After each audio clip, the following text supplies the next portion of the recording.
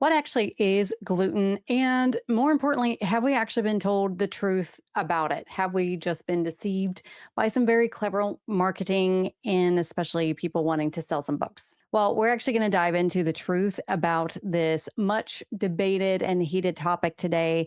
And to go ahead and give you a little bit of a hint, I probably will be popping some people's bubbles, being a little bit controversial, because another little hint is there's actually no gluten in wheat. So we need to discuss this, y'all.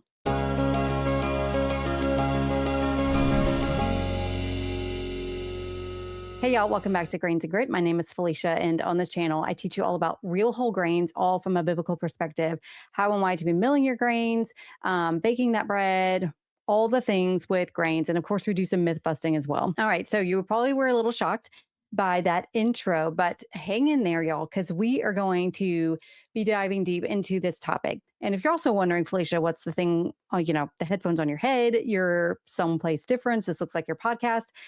Yeah. So the stage of my life that I'm in, y'all, I need to record when I can.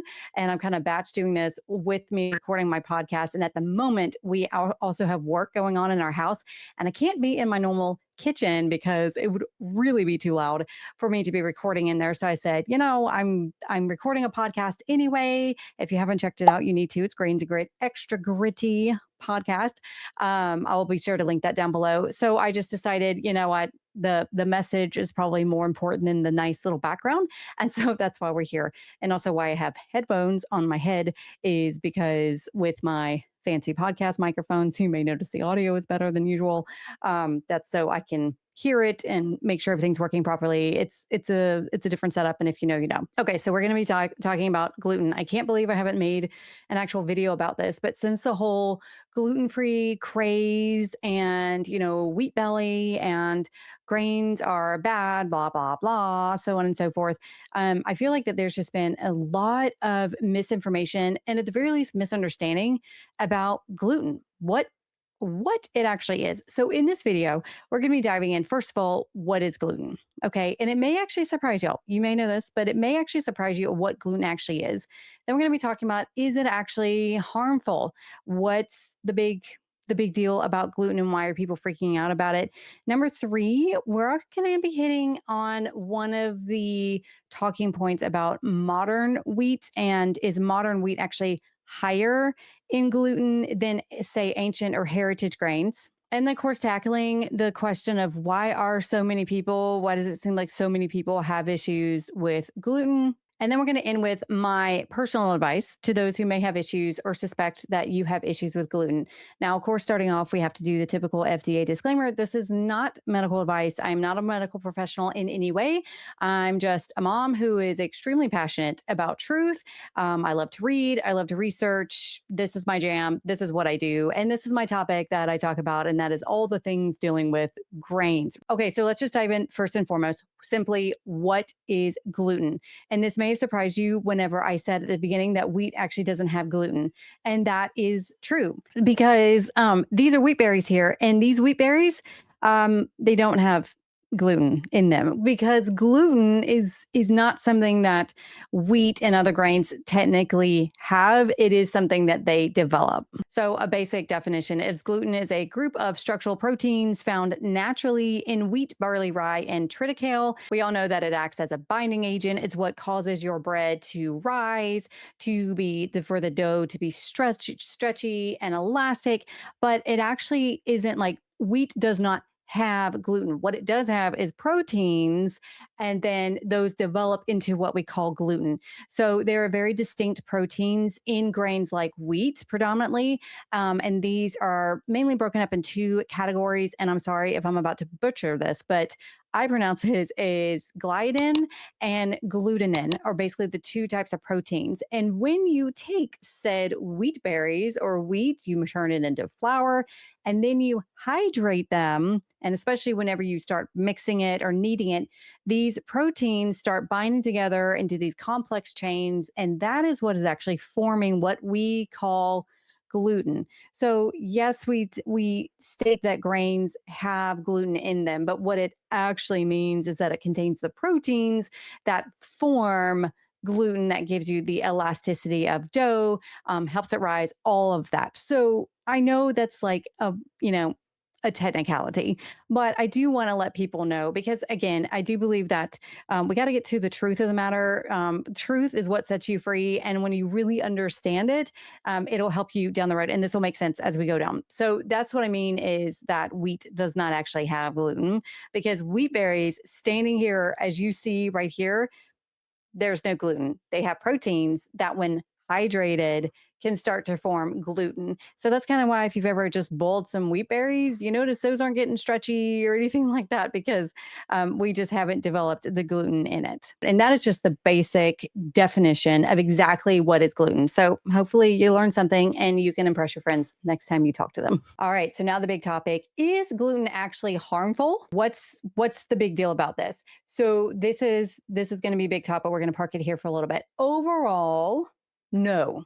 Gluten in and of itself is not a poison. It's not bad because, think about it. And this is whether you believe in evolution or you come from a biblical creation background like me. Bottom line is, we have been consuming grains as humans for thousands of years. And if it truly was a toxin, if it truly was a poison, I'm pretty sure humanity would have died out a long time ago. So, overall, gluten in and of itself is not harmful. It is not a toxin. It's a protein. It's a complex chain of proteins. And so by itself, it is not harmful. We will get to exceptions later on. So hang on with that. And I know that that is a very simple definition, but I think it's also just a common sense one. The fact that we've just been eating grains for a very long time, and most people just don't have a problem with the actual gluten. There are other factors involved. Again, we'll get to later, but the actual gluten in and of itself, not exactly the problem. Okay, so that does lead to the next thing that people argue against, and that is that modern wheat has been hybridized so much. It's now frankenwheat, and that the gluten has changed so much that that is what people are reacting to. That the gluten of modern wheat these days is really the problem. But there's a problem with that because science actually disagrees. And so this is why we really need to go back to look at the science of things and not just, what an influencer posted on social media or something like that, because that can really get sensationalized. And I think that's what has been happened here. And many people think that our modern grains, and by modern grains, I'm meaning like our hard red, our hard white, our soft white wheat, basically the grains that were hybridized and developed back in the 1950s in Mexico. That whole project, that's a different video. But that's mainly what I mean by these modern grains, and why people think that, oh, well, that's why now we're having issues, is because we've now created this franken wheat that has been genetically manipulated, which leads to people thinking that wheat is GMO, and it's not. It's just simply not. But again, that's a whole other video. And I have done videos about that, about wheat not being GMO, but they're trying to develop it. Anyway, that's a different video. I will link that up here or down below. But bottom line, let's see what actually science says about these modern wheats, because studies have been done. And I'm so grateful that they were, because of all this marketing going around. So there was actually a study, and this was published in Science Daily in, I believe, August of 2020. And all my sources will be linked below. And this was actually done, I'm not even going to try to pronounce it in the German because I do not want to offend my German listeners, if I do have any German listeners. But basically, it was done by I believe, a university in Munich, Germany, is what I can gather. But they actually studied this. And what they did was they actually pulled about 60 wheat varieties from the period of 1891 to 2010. So this is including basically what we would probably consider more of our like heritage grains, where our modern wheat varieties are like from the 1950s on. So it definitely is a huge, a pretty good time period. And they were really wanting to see what are the differences between the old and new wheat varieties. And if you see me looking down, it's because I'm reading this study to make sure that I communicate this properly with y'all. So this was actually made possible by, it was Leibniz Institute of Plant Genetics and Crop Plant Research. So they had all of these different seeds. It's a huge, extensive seed archive. And they selected 5 leading wheat varieties for each decade of the 120 years examined.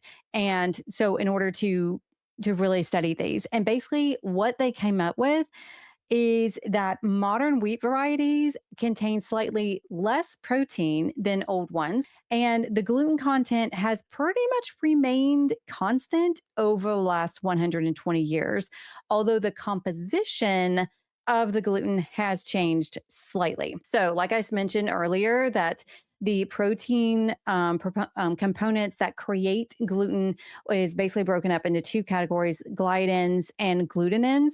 And so they stated that gliadins actually fell around 18%, but the proportion of glutenins rose by 25%.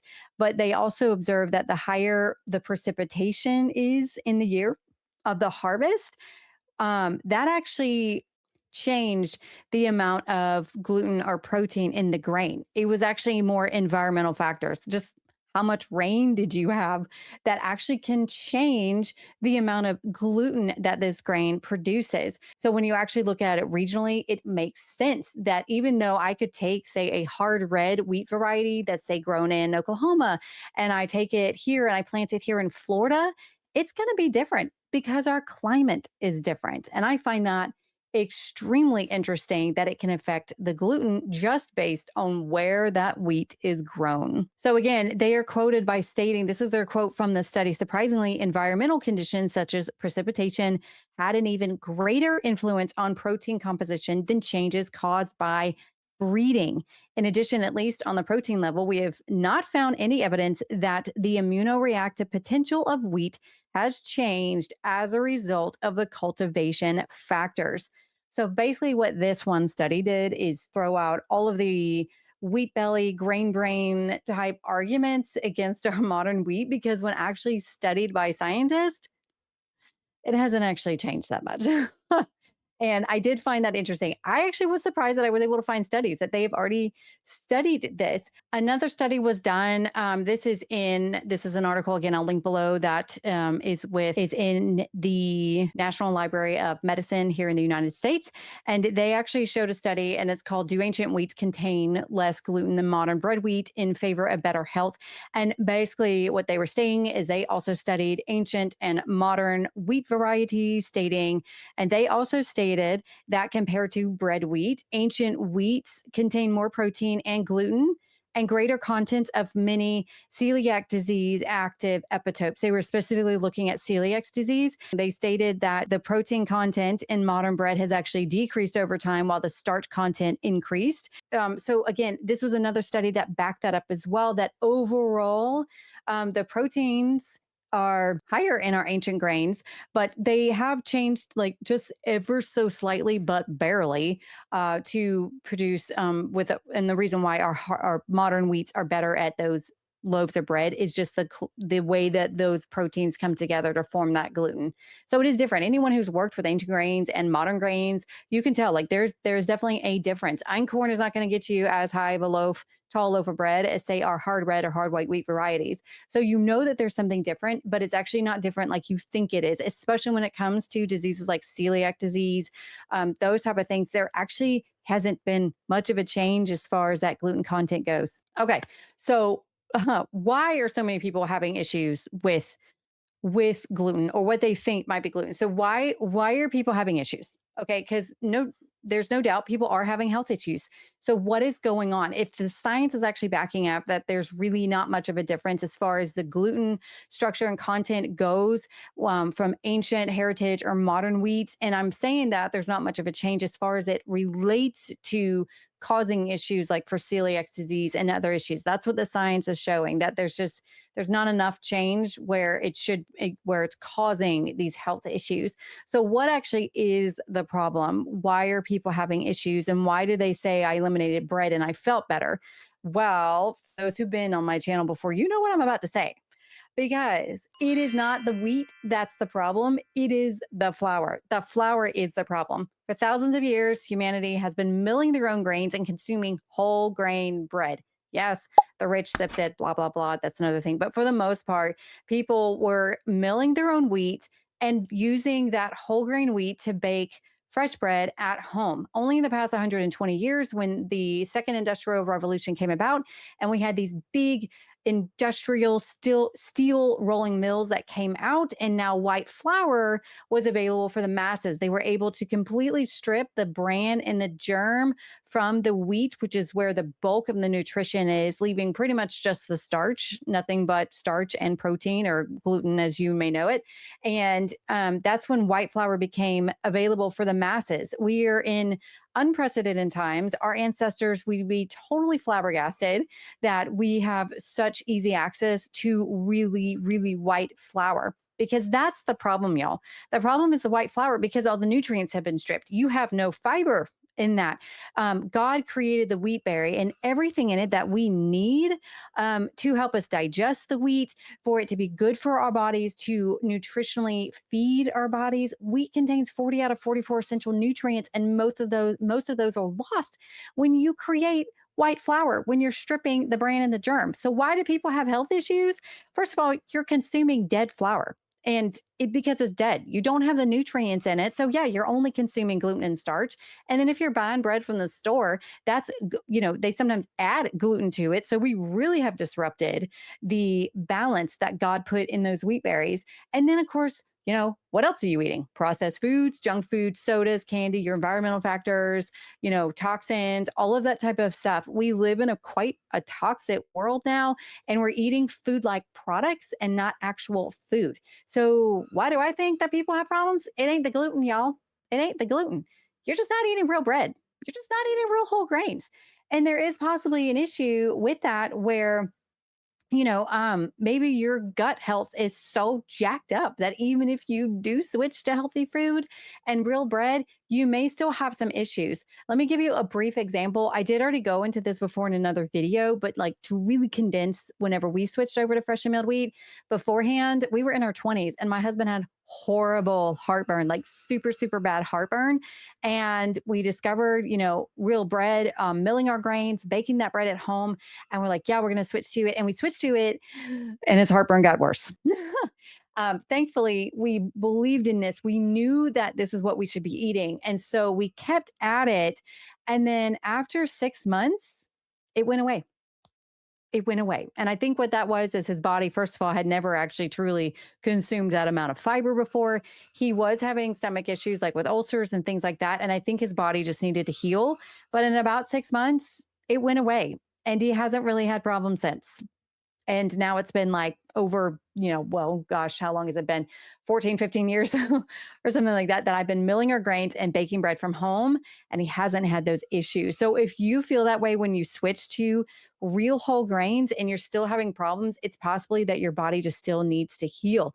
But that, again, that's another video. I do recommend watching that. So yeah, I do believe that many people you're just not eating real food.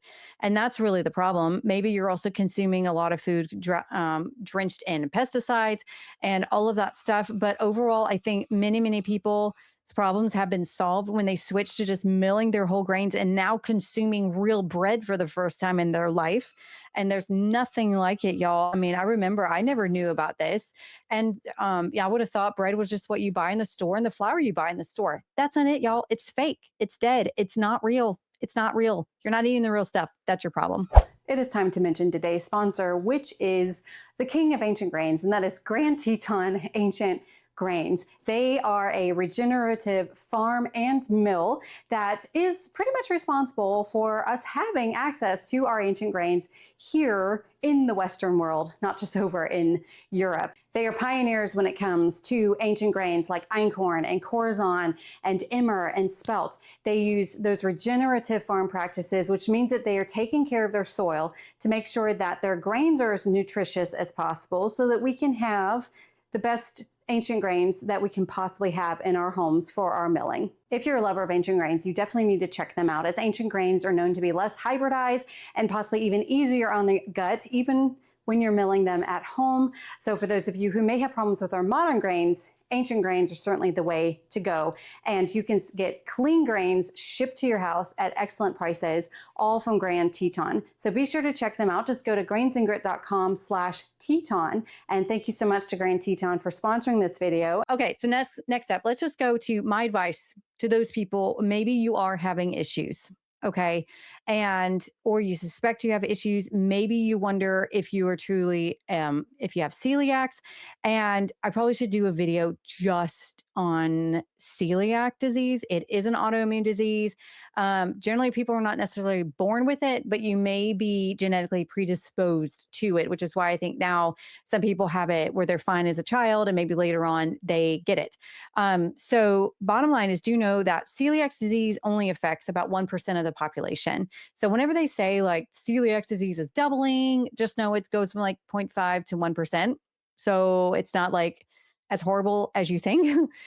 Still not good that it's doubling, but it's still like very, very, very teeny, teeny, teeny, tiny, small portion of the population with celiac disease. For those who have celiac disease, you do need to stay away from gluten because it is an autoimmune disease. Your body is just not digesting it. It is messed up. And unfortunately, you are going to have to stay away from it. Good news is there are plenty of whole grains that are gluten free. Ones like corn, you have oats, you have brown rice, you have quinoa, amaranth, millet. So I do say still do whole grains. You still need them. They're still very important for you, but you're going to have to stick with the gluten free ones. No wheat for you. Now, for many of y'all who have not been officially diagnosed with celiac disease, and maybe you didn't get that diagnosis, or maybe you don't know yet. I have heard of many, many, many, many, many testimonies from people that all they did was just switch to milling their own grains and actually having real bread, and they didn't have the digestive issues that they had before. Again, I didn't mention this with why people are having health issues and they drop bread and they feel better. And that's because you drop the bad stuff. You drop the fake stuff. Okay. So you do need to drop the fake stuff. I recommend, even if you're not having digestive issues, drop the fake stuff. Eat real live bread that God created and gave us as food. And so for those who have celiac disease, my advice is still consume whole grains, and this even includes beans. These are very, very important. Whole grains are very important, but stick with the gluten free ones. Now, and for those of you who suspect that you have gluten issues, drop the fake white bread. Try real whole grains. See how that makes you feel, because most likely, statistically speaking, that alone is just your problem, is you're consuming fake bread and not the real stuff. Now, also going beyond that, because I do still get people that say, I'm still having problems. I switched to milling my grains. I'm still having problems. And again, like I said, there may be a healing time period. Unfortunately, a lot of times you're just going to have to be a guinea pig. Sorry. And again, this is not medical advice. I'm honestly just telling you what I personally would be doing in my life. If this was my husband, my kids, my loved ones, this is what I would be recommending to them as someone who's just been around this for a while. And for those of you who still might be having issues, then in that case, switch to your ancient grains or your heritage grains. Because yes, there have been some changes. Now, again, the science backs that there hasn't been that much changes, but maybe it is still enough of a change to be affecting you. Switch to those ancient grains or the heritage grains and see how that goes. Again, still be milling it yourself, still consuming the whole grain so you get all the fiber, the vitamins, the nutrients, all of that in your system, and just see how it goes. Some people, very few, I think most people, from what I've seen with testimonies, most people will find just switching over to milling their wheat and having the real bread. There still are a few that have some issues, in which case I recommend the ancient or heritage grains and see how it goes from there. Always, no matter who you are, focus on healing your gut, to getting good gut health, because the better your gut health is, the better you are going to be overall health wise. Science is really backing it up that our gut health is basically like our second brain. It affects our body so, so, so much. All right. So that's pretty much it, y'all. I would love to hear your thoughts below. Hopefully, this was educational and you learned some things.